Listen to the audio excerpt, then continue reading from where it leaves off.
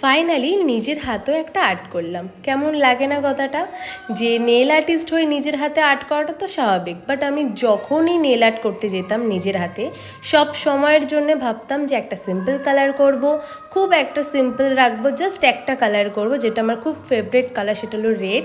তো এইটাই করতাম, বাট এবারে ভাবলাম কিছু একটা অন্যরকম করি হাতের উপর।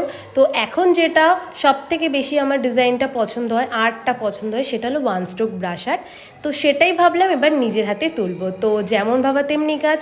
তো বসে পড়লাম নেল এক্সটেনশন করতে। এটা টিউটোরিয়াল ভিডিও আমি তোমাদের সাথে শেয়ার করিনি, আমি জাস্ট কিছু ক্লিপের মাধ্যমে তোমাদের সাথে শেয়ার করেছি আমার নেল আর্টটা।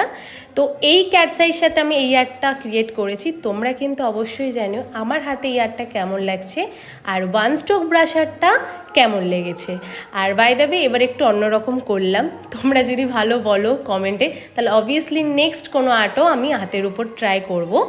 তো বাই দ্য ওয়ে এই যে ক্যাটসাইটা আছে, এই ক্যাটসাইজ শেড নাম্বারটা তোমাদের সাথে আমি কমেন্টে শেয়ার করে দেবো। আর ওয়ান স্ট্রোকটা কেমন হয়েছে সেটা কিন্তু অবশ্যই জানাতে বলো না। টাটা।